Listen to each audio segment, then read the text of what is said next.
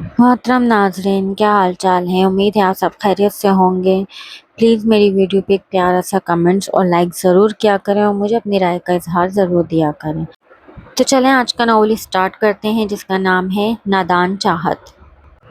सुहेल को तो अगले दिन वापस आना था, लेकिन वो वक्त से पहले ही घर लौट आया था।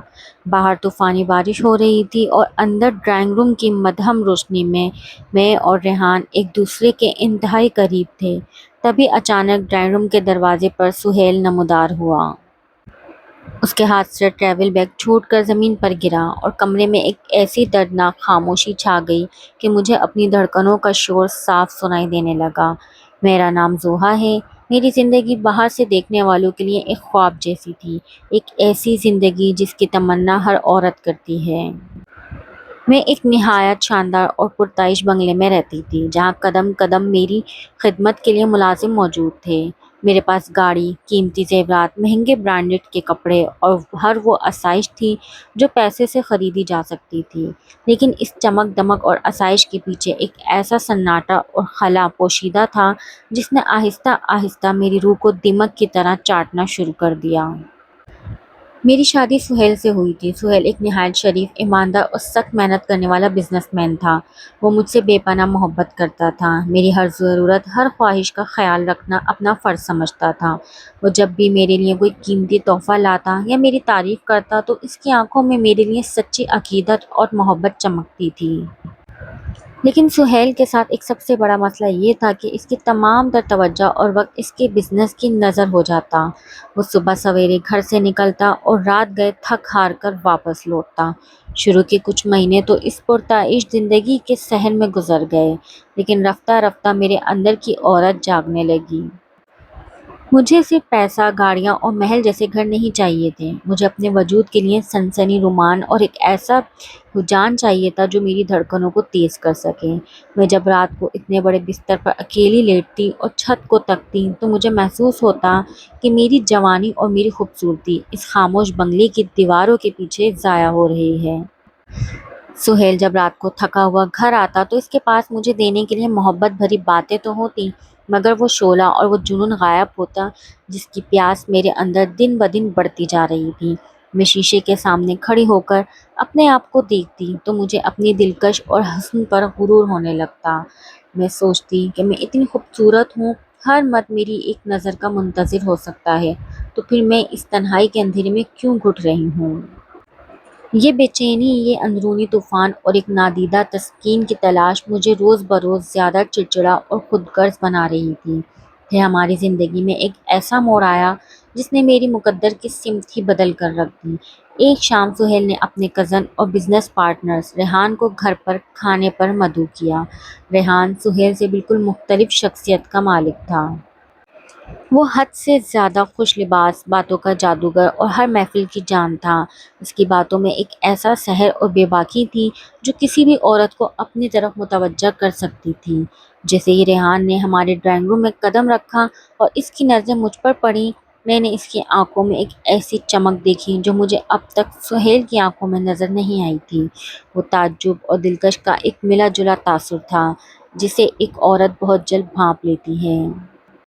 उस रात खाने की मेज़ पर रेहान ने जिस अंदाज से मुझसे बात की, जिस तरह मेरी पसंद व नापसंद के बारे में पूछा और जिस बारीकी से मेरे हुस्न की तारीफ़ की, इसने मेरे अंदर सोए हुए तूफ़ान को हवा दे दी।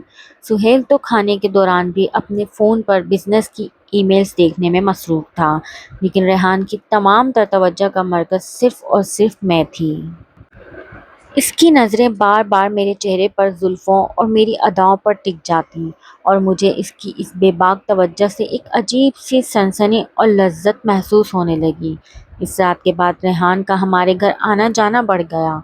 जब सुहेल अपने दफ्तर में काम के बोझ तले दब कर मुझसे दूर हो रहा था, रेहान आहिस्ता आहिस्ता मेरी तन्हाइयों का साथी बनता चला गया। वो जब भी आता, मेरे लिए कोई खूबसूरत फूल या मेरी पसंदीदा चीज़ लाता। वो मेरे सामने बैठकर घंटों बातें करता, मुझे हंसाता और फिर बहुत चालाकी से सुहेल की मसरूफियत का जिक्र छेड़कर मुझसे हमदर्दी जताता। जोहा भाभी, सुहेल वाकई खुशकिस्मत है। اسے آپ جیسی باکمال اور خوبصورت بیوی ملی، مگر سچ کہوں تو وہ آپ کے قابل نہیں ہے۔ وہ تو بس پیسہ کمانے کی مشین بن چکا ہے۔ اسے تو یہ بھی اندازہ نہیں کہ اس کے پاس دنیا کا کون سا انمول ہیرا موجود ہے جسے اس نے یوں اکیلا چھوڑ رکھا ہے۔ ریحان کے یہ زہریلے مگر شہد میں ڈوبے ہوئے الفاظ میرے دل پر گہرا اثر کرتے تھے۔ میں اندر ہی اندر اس کی باتوں سے اتفاق کرنے لگی۔ مجھے لگتا تھا کہ ریحان ہی وہ واحد مرد ہے جو میری خوبصورتی کی قدر کر سکتا ہے، جو مجھے وہ توجہ اور رومان دے سکتا ہے جس کی میں حقدار ہوں۔ رفتہ رفتہ ہمارا یہ تعلق صرف رسمی باتوں تک محدود نہ رہا۔ ہم نے ایک دوسرے کو موبائل نمبرز دیے اور پھر رات کی تاریکی میں جب سہیل سو جاتا یا کام میں مصروف ہوتا، میں اور ریحان فون پر گھنٹوں باتیں کرنے لگے۔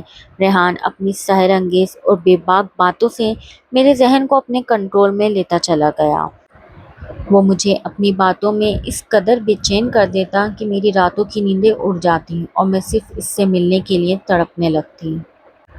پھر ایک دن سہیل کو ایک اہم بزنس ڈیل کے سلسلے میں 3 دنوں کے لیے دوسرے شہر جانا پڑا۔ یہ وہی موقع تھا جس کا ریحان اور میں کافی عرصے سے انتظار کر رہے تھے۔ سہیل کے جاتے ہی بنگلے کا ماحول بدل گیا۔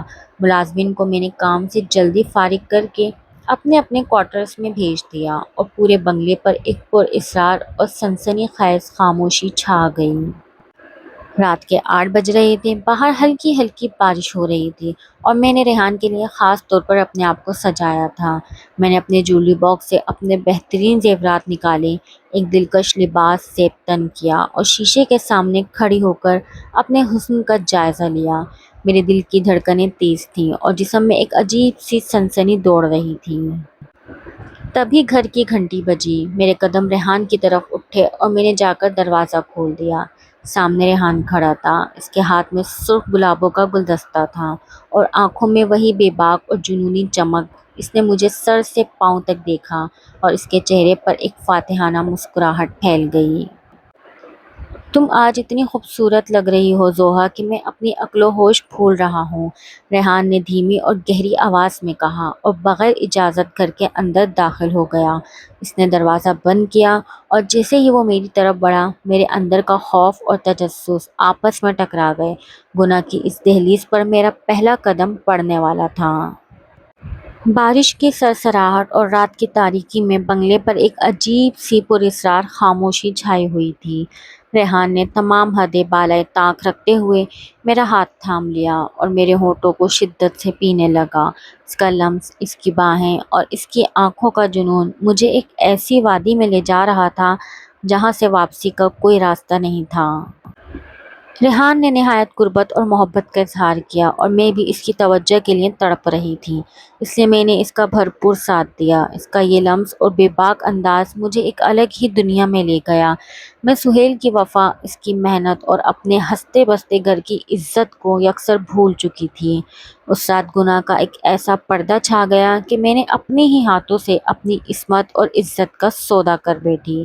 اگلے 2 دن تک یہ سلسلہ یوں ہی چلتا رہا۔ سہیل شہر سے باہر تھا اور ریحان دن رات میرے ساتھ اسی بنگلے میں موجود رہا۔ ہم ایک دوسرے کی قربت میں کھوئے رہے اور جذبات کی روح میں بہتے رہے۔ مجھے لگ رہا تھا کہ میں نے اپنی زندگی کی سب سے بڑی خوشی حاصل کر لی ہے، لیکن میں اس بات سے بالکل بے خبر تھی کہ گناہ کا انجام ہمیشہ ذلت اور رسوائی ہی ہوتا ہے۔ تیسرے دن کی رات جب بارش کا طوفان اور شدید ہو چکا تھا، میں اور ریحان ڈرائنگ روم میں بیٹھے آئندہ کے منصوبے بنا رہے تھے۔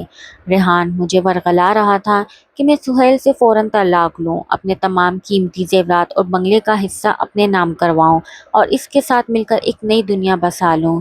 میں اس کے سحر میں اتنی اندھی ہو چکی تھی کہ میں نے اس کی ہر بات پر ہاں میں ہاں ملانا شروع کر دی۔ اور پھر ہم ایک دوسرے کی آغوش میں چلے گئے۔ ہم ایک دوسرے کی قربت میں ہی تھے کہ اچانک باہر گاڑی کے ہارن کی آواز آئی اور پھر مرکزی دروازہ کھلنے کی آہٹ ہوئی۔ میرے جسم سے جیسے جان ہی نکل گئی۔ سہیل کو تو اگلے دن صبح واپس آنا تھا، وہ وقت سے پہلے ہی لوٹ آیا تھا۔ قبل اس کے کہ ریحان کہیں چھپنے کی کوشش کرتا یا میں خود کو سنبھالتی، سہیل ڈرائنگ روم کے دروازے پر نمودار ہو گیا۔ اس کے ہاتھ میں ٹریول بیگ تھا اور چہرے پر سفر کی تھکن، لیکن جیسے ہی اس کی نظر مجھ پر اور میرے ساتھ موجود ریحان پر پڑی اور اس نے ہمیں اس حالت میں دیکھا تو سہیل کے ہاتھ سے بیگ چھوٹ کر زمین پر گر گیا۔ چند لمحوں کے لیے کمرے میں ایسی دردناک خاموشی چھا گئی کہ مجھے اپنی دھڑکن کی آواز سنائی دے رہی تھی۔ سہیل کی آنکھوں میں غصے سے زیادہ ایک گہرا دکھ، ٹوٹی ہوئی امیدیں اور بے وفائی کا صدمہ تھا۔ اس نے ایک نظر میز پر رکھے گلاسوں، بکھری ہوئی اشیاء، کپڑوں اور پھر ہمارے چہروں پر ڈالی۔ ریحان، سہیل کی آواز میں ایک لرزہ تھا، تم نے میرے ساتھ یہ کیا کیا؟ جس بھائی کی طرح میں نے تمہیں اپنے ساتھ رکھا، جس پر اپنے بزنس اور گھر کے دروازے کھولے، تم نے میری پیٹھ پہ چھرا گھونپ دیا۔ ریحان خوف سے پیلا پڑ چکا تھا اور اس کے پاس کہنے کو کچھ نہ تھا۔ سہیل نے بغیر کسی شور شرابے کے انتہا درجے کے ضبط کے ساتھ قدم آگے بڑھایا اور ریحان کا گریبان پکڑ کر اسے ایک ہی جھٹکے میں گھر سے باہر سڑک پر پھینک دیا۔ اب کمرے میں صرف میں اور سہیل موجود تھے۔ میں خوف سے کانپتی ہوئی سہیل کے سامنے ہاتھ جوڑنے لگی۔ سہیل، مجھے معاف کر دو، میں بھٹک گئی تھی، ریحان نے مجھے بہکایا تھا۔ سہیل نے نفرت بھری نظروں سے مجھے دیکھا، اس کی آنکھوں سے آنسو جاری تھے۔ اس نے کہا، زوہا، میں نے دن رات محنت صرف اس لیے کی تھی کہ تاکہ تمہیں دنیا کی ہر خوشی دے سکوں۔ میں سمجھتا تھا کہ میں تمہیں وقت نہیں دے پا رہا، اس لیے میں دن رات تڑپتا تھا، مگر تم اتنی گر جاؤ گی کہ محرم اور غیر کا فرق ہی مٹا دو گی۔ مجھے اس کا اندازہ نہیں تھا، تم میری محبت کے قابل ہی نہیں تھیں۔ سہیل نے اسی وقت مجھے طلاق دے دی اور مجھے محض ایک سوٹ کیس کے ساتھ اس بنگلے سے باہر نکال دیا۔ اس نے میری ایک التجا نہ سنی اور ہمیشہ کے لیے اپنے گھر کے دروازے مجھ پر بند کر دیے۔ میرے پاس اب جانے کے لیے صرف ایک ہی راستہ تھا، ریحان۔ میں روتی ہوئی اپنے زیورات اور کپڑوں کا بیگ سنبھالے ریحان کے فلیٹ پر پہنچی۔ شروع میں تو ریحان نے مجھے اپنے پاس رکھ لیا اور میں نے سوچا کہ چلو اب ہم نئی زندگی شروع کریں گے۔ ریحان نے شروع میں مجھے وہی جھوٹی محبت اور توجہ دی جو اس نے ان 3 دنوں میں دی تھی اور ہم اسی غلط راستے پر چلتے رہے۔ لیکن میں جب بھی ریحان سے نکاح کا کہتی تو وہ مجھ سے کہتا، کر لیں گے، اتنی جلدی کیا ہے، تم نے میرے ساتھ ہی تو رہنا ہے اب ساری زندگی۔ چند ہی ہفتوں بعد محبت اور رومانس کا وہ جھوٹا سحر ہوا میں تحلیل ہونے لگا۔ ریحان کا اصل روپ اب میرے سامنے آشکار ہو رہا تھا۔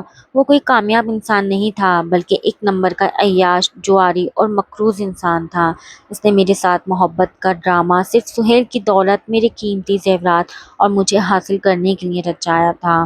جب بھی میں اس سے شادی کا مطالبہ کرتی، وہ مجھ پر چیختا اور مجھ پر تشدد کرتا۔ وہ طعنہ دیتا کہ جو عورت اپنے شوہر سے وفا نہ کر سکی وہ میری کیا بنے گی، تم تو بس میرا دل بہلانے کا ذریعہ تھیں۔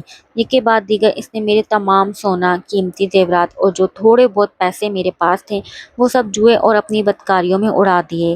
جب میرے پاس اسے دینے کے لیے کچھ نہ بچا تو اس کا رویہ اور بھی وحشیانہ ہو گیا۔